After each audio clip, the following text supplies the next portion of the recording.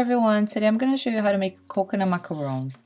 They are filled with coconut white chocolate ganache and I'm using the French method today. The top shell is dipped in white chocolate and topped with toasted coconut flakes. Start by adding 77 grams of egg whites to a bowl. You can also add a quarter teaspoon of cream of tartar to help stabilize the meringue. Start to whip the egg whites on low speed for about 30 seconds until they start to foam up. Raise the speed to medium and whip for another minute until the egg whites begin to look white in color and start to increase in volume.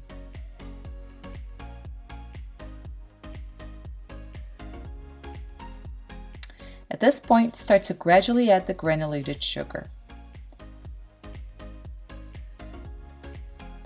Add a little bit at a time.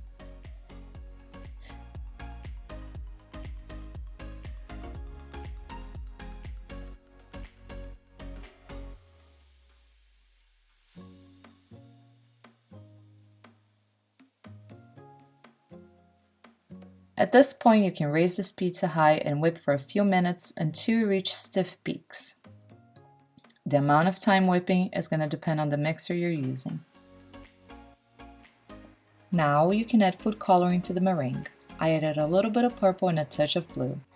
Remember to use gel food coloring.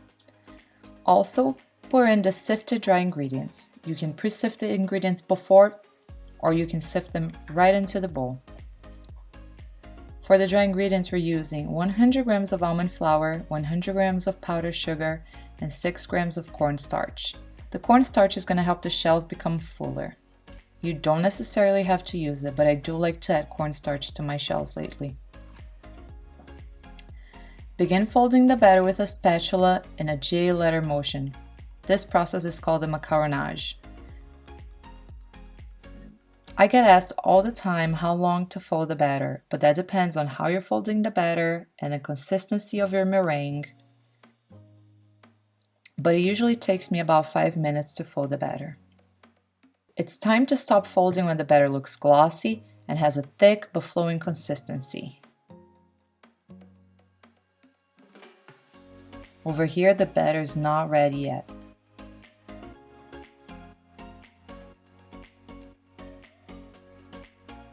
Pick up some batter with a spatula and begin to draw a figure 8 with the batter that's dripping off. If you can form several figure 8s with the spatula without the batter breaking up, it might be time to stop folding.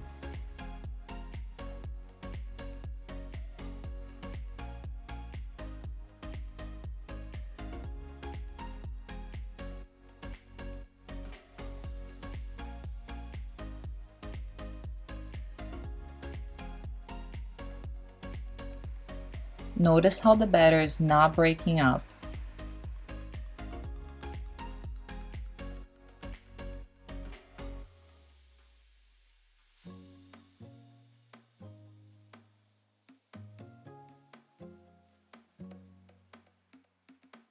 And how it's flowing slowly but effortlessly off the spatula. You don't want the batter to be too runny either, so be careful not to overmix. It's always best to undermix and keep testing until you achieve the proper consistency.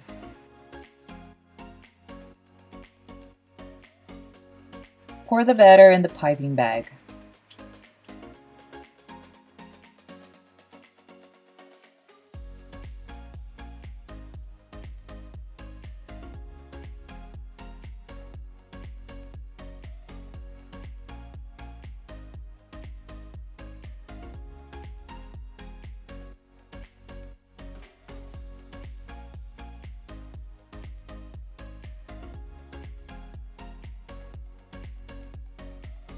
Place the piping bag directly 90 degrees over the center of each macaron template.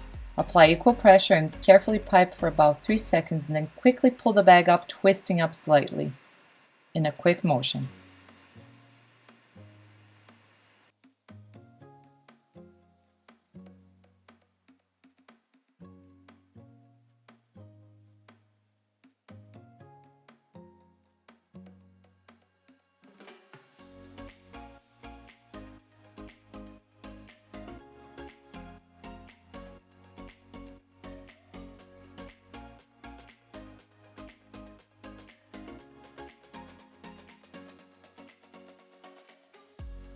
Bang your trays against the counter to release any air bubbles that are trapped in there.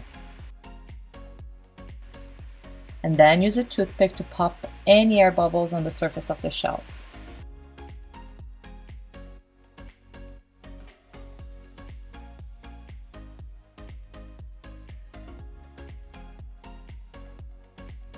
With this French method, I also don't rest my macarons. I immediately put them in the oven to bake.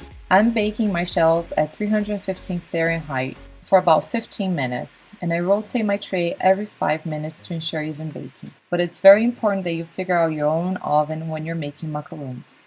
Each oven runs different. To make the ganache, I recommend using high quality white chocolate. Heat the coconut cream until it almost comes to a boil and then pour it over the chopped chocolate. Let it sit for a minute and then whisk the mixture together until the chocolate has melted completely.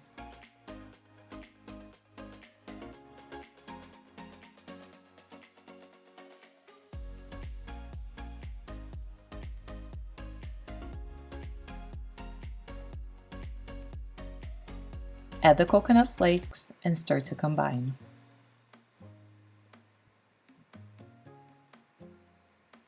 Then you can place the ganache in the fridge for about 40 minutes until it cools down completely and firms up so you're able to pipe it in the macarons. But if you leave it on the fridge for too long, it might become too hard to pipe.